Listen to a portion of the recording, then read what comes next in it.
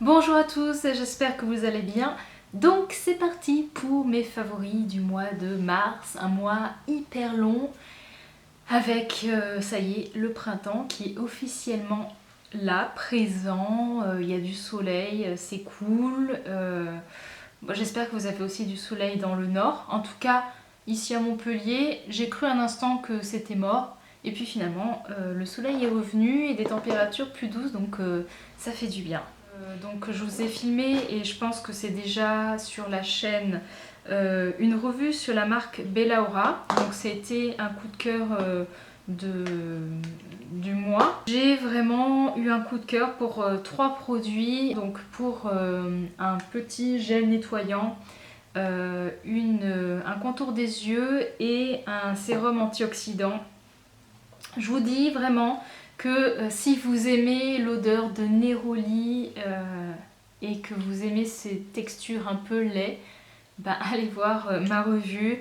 Mais voilà, c'est vraiment un gros coup de cœur. Je vais pas faire maintenant de doublon avec ma vidéo, donc je vous mets le lien quelque part pour que vous puissiez voir ce qui vous intéresse. Alors, le mois de mars, justement, c'est un mois où j'en profite un peu pour faire la guerre au teint terne. Et voilà, parce que le printemps arrive, c'est le moment où on peut un peu miser sur des produits pour un peu donner l'éclat du teint, renouveler la peau, voilà, exfolier, etc. Et dans mes favoris, donc je vais vous parler d'un masque. Donc c'est une marque qu'on trouve sur la boutique Eminescence d'Emily et c'est le Brighten. Donc c'est un masque pour donner un coup d'éclat, pour exfolier la peau, mais avec douceur. Chez Herbivore, il existe une version bleue, je ne sais plus comment il s'appelle, qui est un peu plus forte et celle-là je la trouve vraiment bien. Elle est très très douce. Donc dedans on a des enzymes de fruits d'ananas et de papaye et de la poudre de pierre de tourmaline brésilienne qui en gros donne un petit coup de chaud. C'est très bizarre, ça fait un côté un peu chaud et voilà qui participe à l'éclat du teint.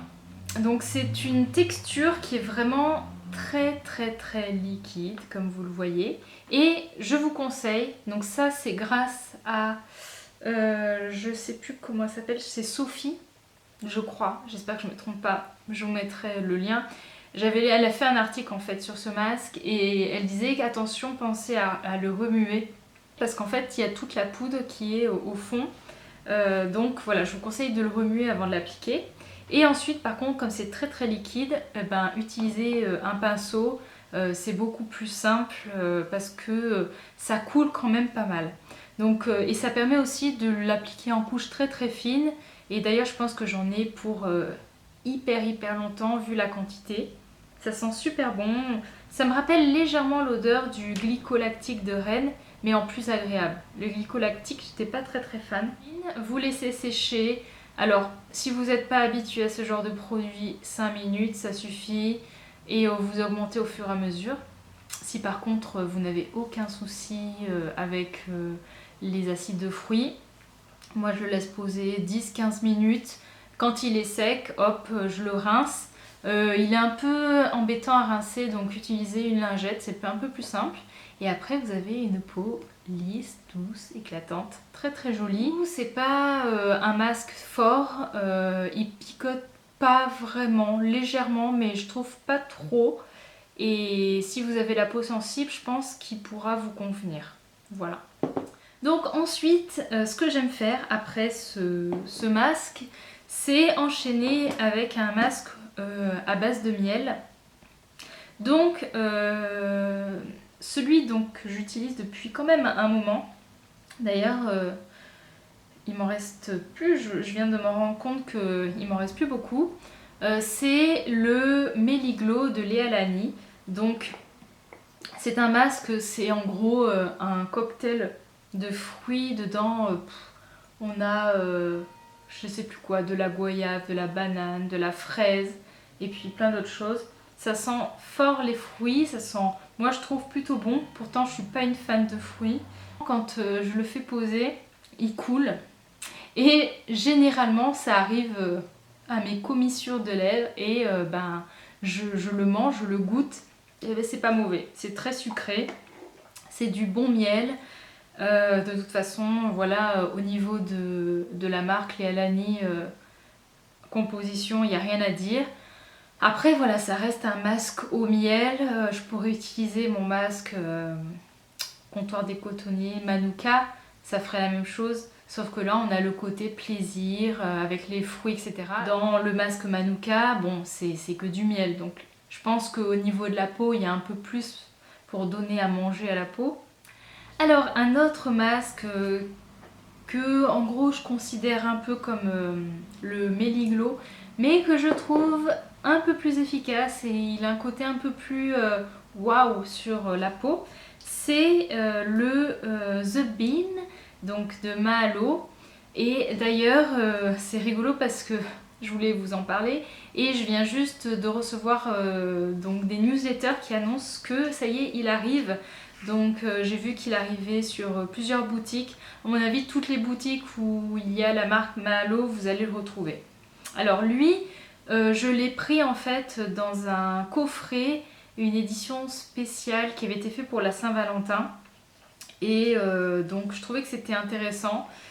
Et surtout, ben, je suis un peu un fan de Mahalo.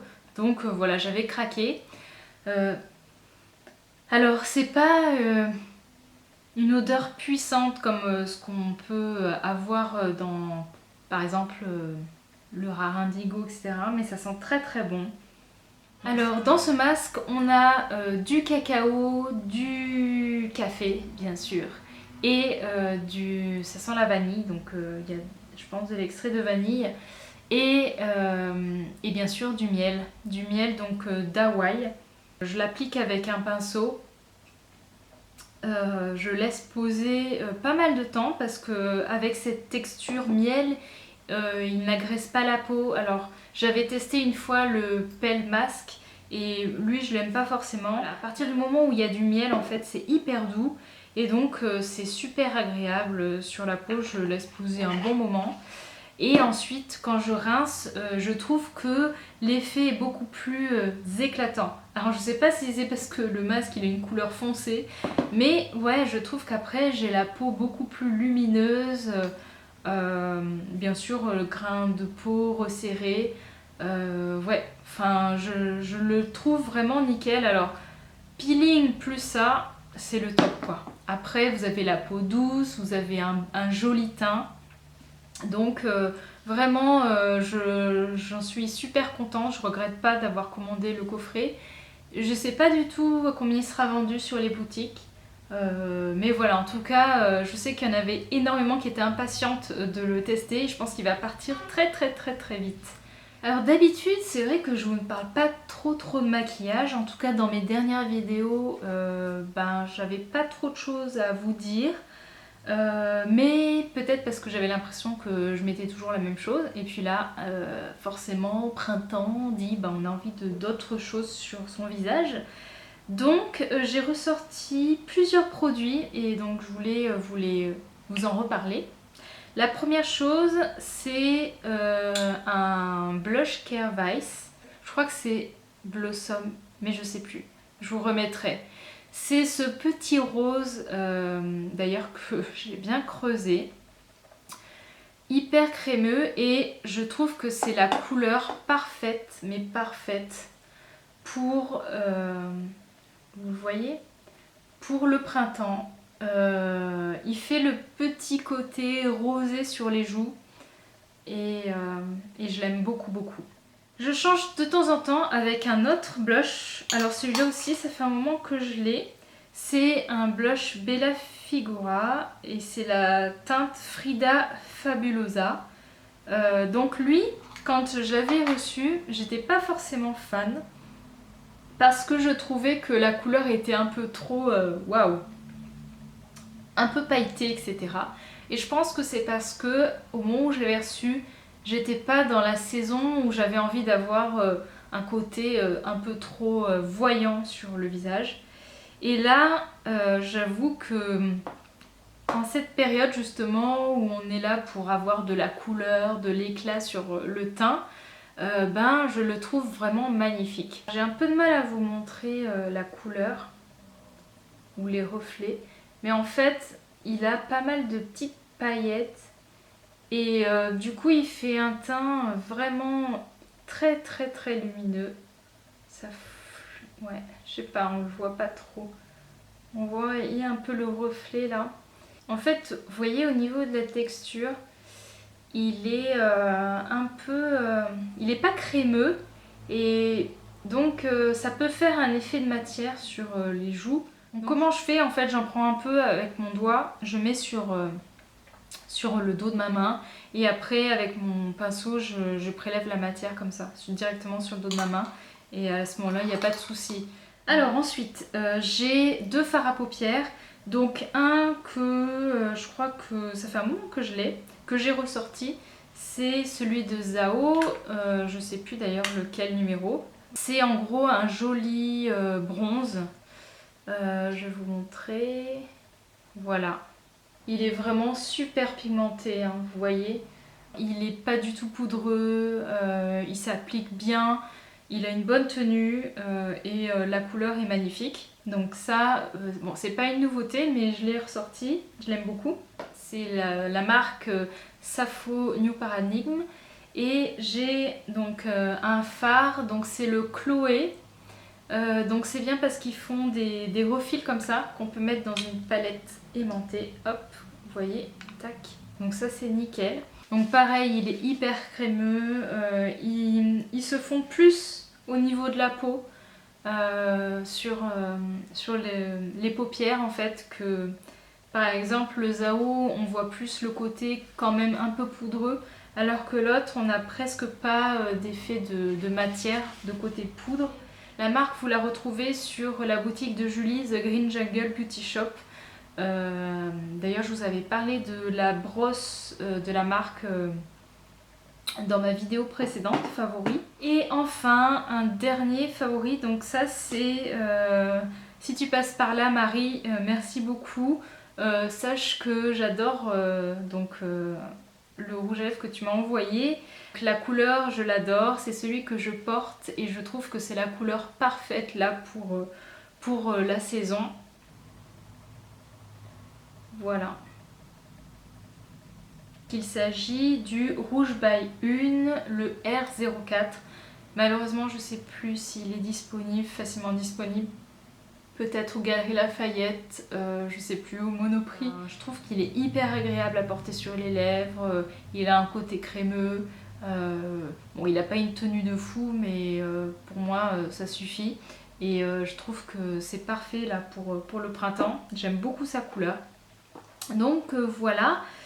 J'ai fait le tour de mes favoris, j'espère que ça vous a plu. N'hésitez pas à me poser toutes les questions que vous souhaitez dans les commentaires. Et puis voilà, je vous fais de très gros bisous et je vous dis à la prochaine. Ciao!